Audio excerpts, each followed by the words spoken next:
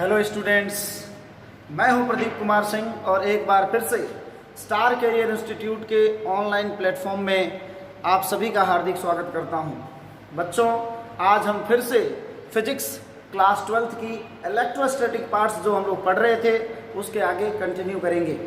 पिछले पार्ट में हम लोगों ने कूलम्ब्स लॉ के बारे में कूलम्ब के नियम के बारे में पढ़ा था।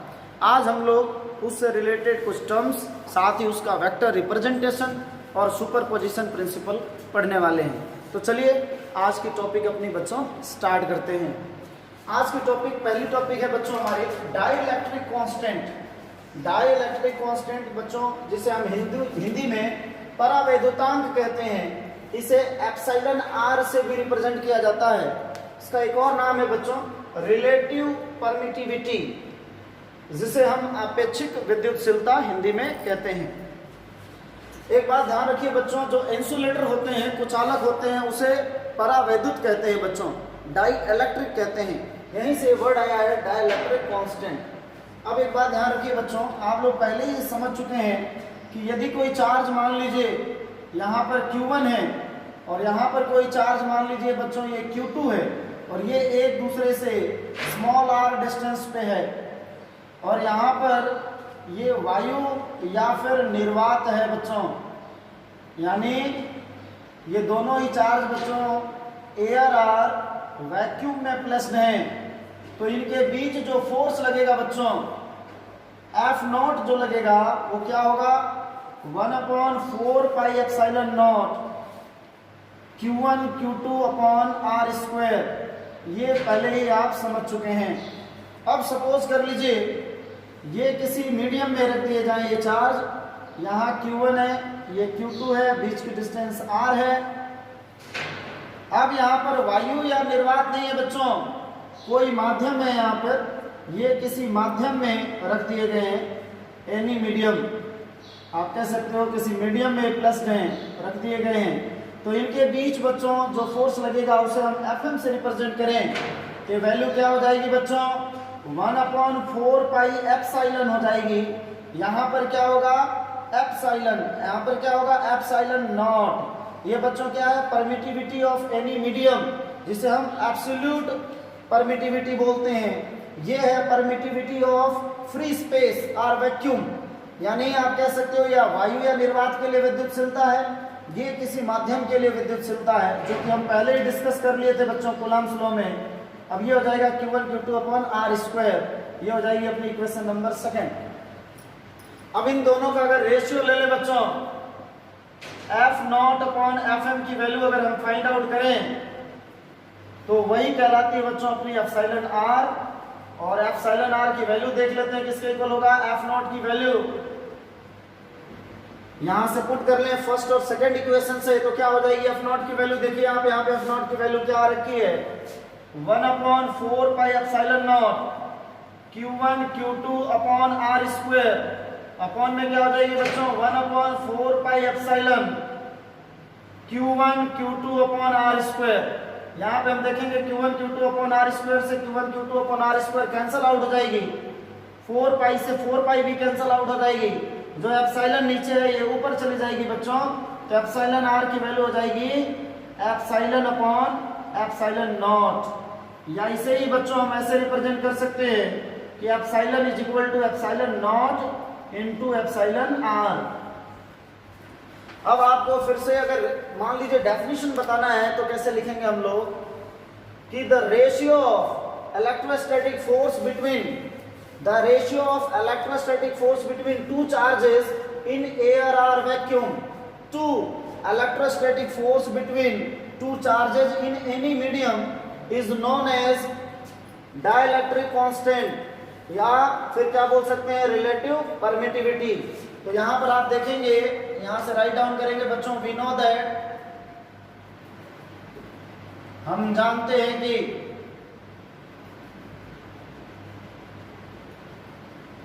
फ्रॉम कूलम्ब्स लॉ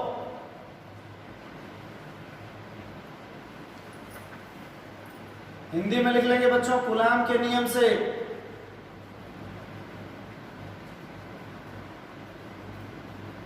फिर आप डायग्राम बनाएंगे कि जब दोनों ही चार्ज बच्चों एयर और वैक्यूम में, वायु या निर्वात में है, तो फोर्स की वैल्यू क्या होती है। फिर दोनों ही चार्ज ये किसी मीडियम में है तो फिर फॉर्मूला क्या होता है। फिर इन दोनों का जो रेशियो है बच्चों फाइंड आउट करेंगे और यहाँ से अपने को रिलेटिव परमिटिविटी की वैल्यू अपने को फाइंड आउट हो जाती है। यानी हमें आपेक्षिक विद्युतशीलता, जिसे हम परावैद्युतांक कहते हैं या डाइलेक्ट्रिक कांस्टेंट कहते हैं, ये फाइंड आउट हो जाती है। सो अब यहाँ पर डेफिनेशन बच्चों हम राइट डाउन कर लेते हैं। आप फॉर्मूला लिख चुके होंगे, अब हम डेफिनेशन लिखेंगे इसका।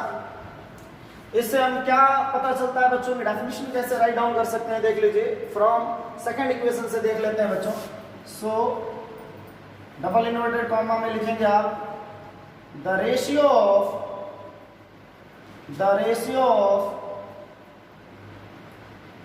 electrostatic force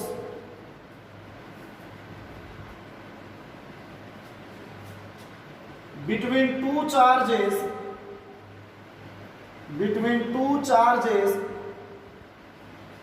present in air or vacuum to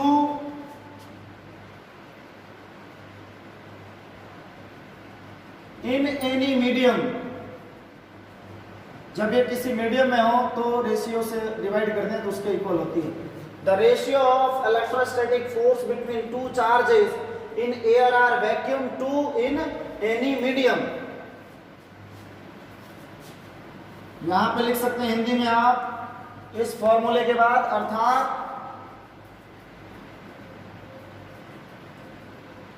किन्हीं दो आवेशों के मध्य,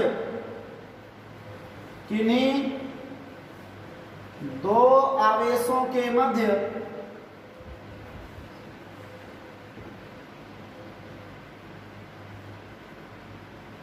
वायु या निर्वात में लगने वाले विद्युत बल तथा किसी माध्यम में लगने वाले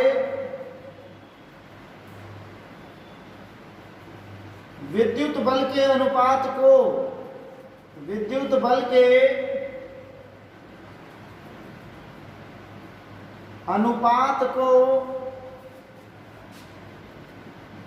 परावैद्युतांक या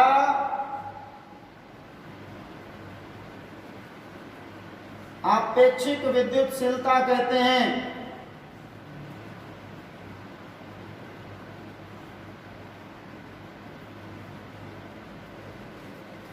तो यहां से हमने शुरू में फॉर्मूले से देख लिया कि एप्सिलॉन आर जो होती है बच्चों, यहां से आप तीनों की वैल्यू लिख लीजिए ताकि आपको इन फ्यूचर में कोई प्रॉब्लम ना आए बच्चों। किसको क्या कहते हैं ये देख लेते हैं। अभी आपने देखा कि एप्सिलॉन की जो वैल्यू थी वो epsilon R into epsilon naught के मल्टीप्लिकेशन के इक्वल थी। तो यहां से एप्सिलॉन क्या है, एप्सिलॉन को बोलते हैं बच्चों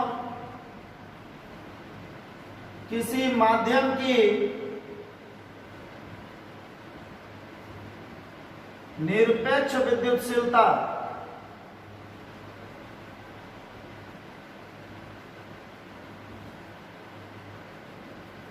एब्सोल्यूट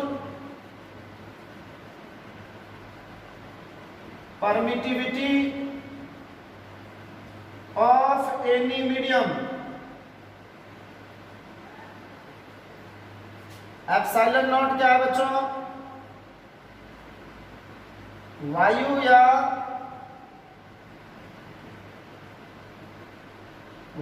या निर्वात की विद्युतशीलता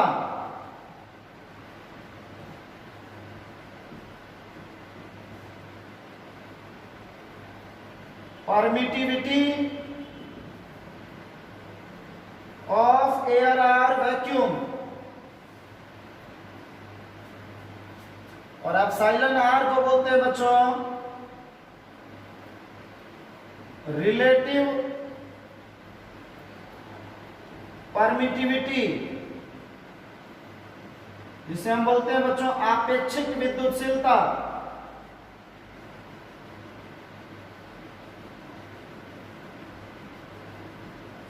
एक बात बता दें बच्चों, जब किसी मीडियम में, जैसे मान लो एयर और वैक्यूम में, जैसे सपोज कर लीजिए टू चार्जेस हैं बच्चों, यहाँ पे Q1 और Q2 एक दूसरे से r डिस्टेंस पे हैं। जब एयर और वैक्यूम में बच्चों ये चार्जेज रहते हैं तो इनके बीच जो इलेक्ट्रोस्टैटिक फोर्स यानी विद्युत बल जो लगता है बच्चों, इनके बीच स्थिर विद्युत बल का मान सबसे अधिक होता है। जब किसी मीडियम में रखते हैं बच्चों इसको, तो उसके डाइलेक्ट्रिक कांस्टेंट की जो वैल्यू होती है, यानी रिलेटिव इलेक्ट्रिक परमिटिविटी की जो वैल्यू होती है बच्चों, उसके कारण ये मान घटते जाते हैं किसी मीडियम में। अब जितना मान घटता है बच्चों, उसे ही हम आपेक्षिक विद्युतशीलता कहते हैं। जैसे एयर और वैक्यूम में है तो जो फोर्स लग रहा है बच्चों, जैसे वायु या निर्वात में जैसे दो चार्ज है उनके बीच जो फोर्स लग रहा है, और सपोज कर लीजिए वाटर के अंदर या किसी मीडियम के अंदर जो फोर्स लग रहा है, तो जितनी फोर्स एयर और वैक्यूम में थी किसी अनदर मीडियम में जब रखते हैं तो डिक्रीज होती है फोर्स। जो बल का मान डिक्रीज हो रहा है बच्चों, उसे ही हम क्या बोलते हैं, आपेक्षिक विद्युतशीलता कहते हैं। अनदर वे में समझे तो रिटर्न डाउन करने के लिए आप लोग को मैंने समझा दिया है कैसे राइट डाउन करेंगे बच्चों। रिटर्न डाउन करने के लिए आपका फॉर्मूला क्या था, ये याद रखेंगे, epsilon r is equal to F0 upon Fm, यानी किन्हीं दो आवेशों के मध्य वायु या निर्वात में लगने वाले स्थिर विद्युत बल तथा किसी माध्यम में स्थिर बल विद्युत बल के अनुपात को हम क्या बोलते हैं बच्चों, आपेक्षिक विद्युतशीलता कहते हैं।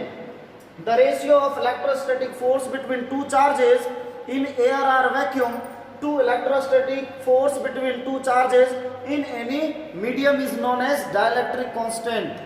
तो मेरे ख्याल से टॉपिक अब क्लियर हो चुका है बच्चों। अब हम पढ़ेंगे कूलम्ब्स लॉ का vector representation.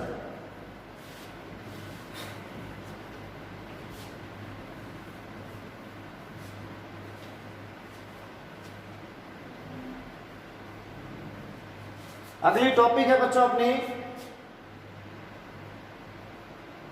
vector representation of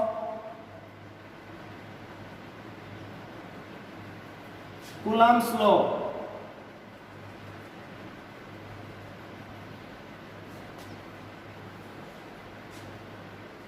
coulomb के नियम का सदिश निरूपण।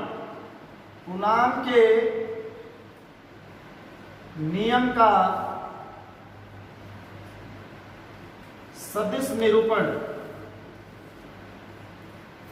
खासा इंपॉर्टेंट टॉपिक है बच्चों, क्योंकि ये वेक्टर क्वांटिटी फोर्स है और इसकी फाइंड आउट जब न्यूमेरिकल सॉल्व करेंगे तो भी ये बहुत इंपॉर्टेंट है समझना इसको। अब चलिए देख लेते हैं बच्चों इसको। यहां पर एक दो चार्जेस है बच्चों Q1 और Q2। जो Q1 की पोजीशन वेक्टर है बच्चों वो R1 वेक्टर है, और Q2 की जो पोजीशन वेक्टर है बच्चों वो R2 वेक्टर है। Q1 के कारण जो Q2 पर फोर्स लग रहा है बच्चों वो F21 वेक्टर F21 है, और Q2 के कारण जो Q1 पर फोर्स लग रहा है वो F12 वेक्टर है। Q1 से Q2 की ओर की जो दिशा है बच्चों वो R21 वेक्टर है, और जो Q2 से Q1 की ओर होगी वो R21 हो जाएगी, R12 हो जाएगी। अब यहाँ पर हम ये देखेंगे बच्चों कि इनको वेक्टर फॉर्म में कैसे रिप्रेजेंट करें। तो उससे पहले आप लोग क्लास 11th में ट्राइंगल लॉ पढ़े होंगे बच्चों वेक्टर एडिशन का। तो हम यहाँ पर ट्राइंगल लॉ से देख लें कि जो R1 प्लस ये देखिए R1 प्लस जो ये R21 है, इसकी वैल्यू बच्चों किसके इक्वल होगी, R2 के इक्वल होगी। यहां से R21 की जो वैल्यू होगी बच्चों, ये R1 इधर जाके माइनस हो जाएगी, R2 माइनस R1 के इक्वल हो जाएगी। अब हम यहाँ पर ध्यान देंगे Q1 से Q2 की ओर जो यूनिट वेक्टर होगी बच्चों, इधर से इधर की ओर जो यूनिट वेक्टर होगी उसको बोलेंगे R21 कैप, और इधर से इधर की वैल्यू जो होगी यूनिट वेक्टर जो डायरेक्शन को बताएगी वो होगी R12 कैप। यहां से कुछ रिप्रेजेंटेशन लिख लेते हैं। माना दो आवेश Q1 तथा Q2 जिनके स्थिति सदिश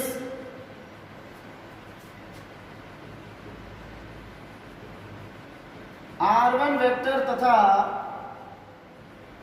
r2 वेक्टर हैं। अब इंग्लिश मीडियम के बच्चे लिखेंगे let two charges q1 and q2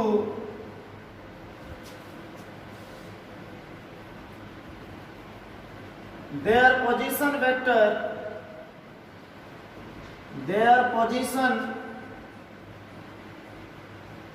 vectors are r1 vector and r2 vector. अब यहां से वैल्यू बच्चों कौन सी चीज किसको रिप्रेजेंट करती है, डायग्राम के पास अगर आप लिख लें तो आपको समझने में आसानी रहेगी। यहां से बच्चों F21 जो है, F21 वेक्टर जो है वो लिख लेंगे आप, force on Q2 due to charge Q1, force on charge Q2 due to charge Q1, यानी Q2 पर Q1 आवेश के कारण लगने वाला बल।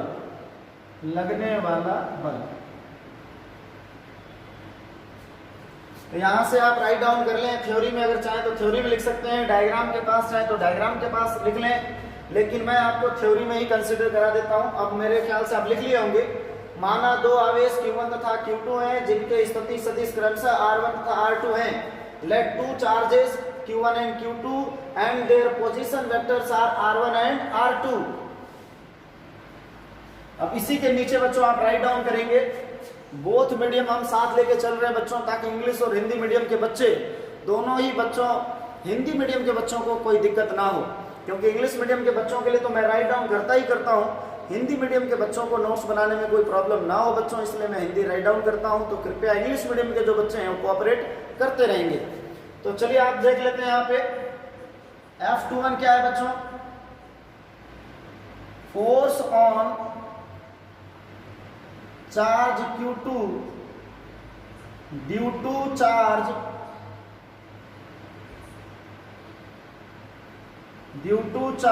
Q1।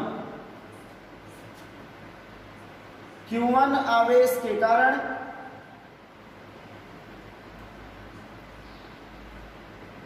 Q2 आवेश पर लगने वाला बल। अब बच्चों R21 कैप क्या हो जाएगा बच्चों, R21 क्या हो जाएगा, unit vector which denotes direction from, unit vector from Q1 to Q2, यानी charge Q1 to charge Q2। इकाई सदिश, ऐसी इकाई सदिश जो Q1 से Q2 की ओर की दिशा को इंगित करती है, Q1 से Q2 की ओर इंगित करने वाला इकाई सदिश, करने वाला इकाई सदिश क्या हो जाएगा बच्चों, ये R21 कैप। अतः हेंस या so from Coulomb's law, from Coulomb's law, coulomb के नियम से, कूलाम का नियम बच्चों पढ़ लिए आप लोग,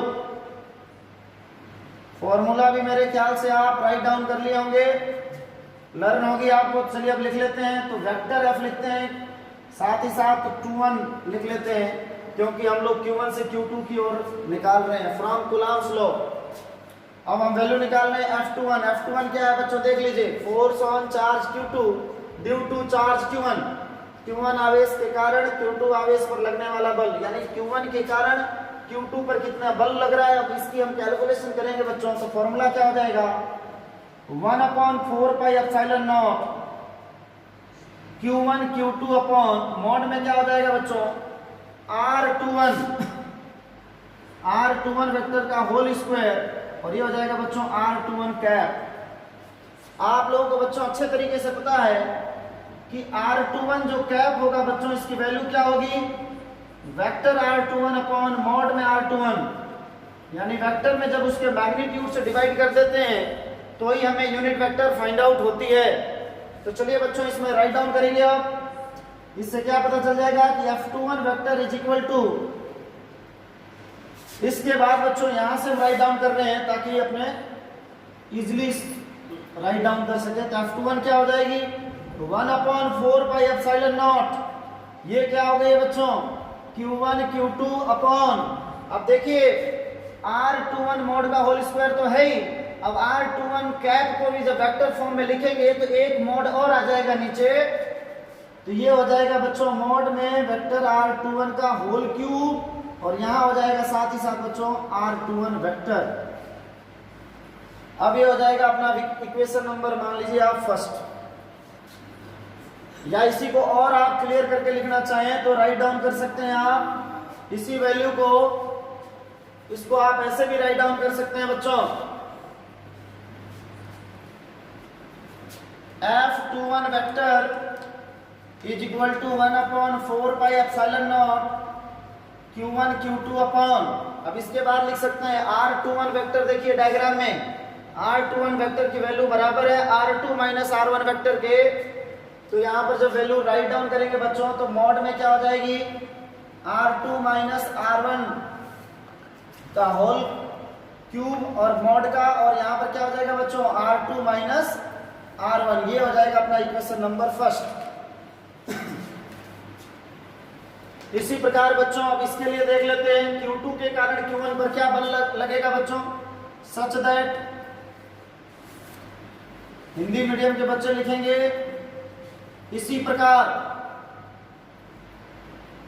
F12 वेक्टर क्या हो जाएगा बच्चों, F12 वेक्टर Q2 आवेश के कारण Q1 पर लगने वाला बल, force on charge Q1 due to charge Q2।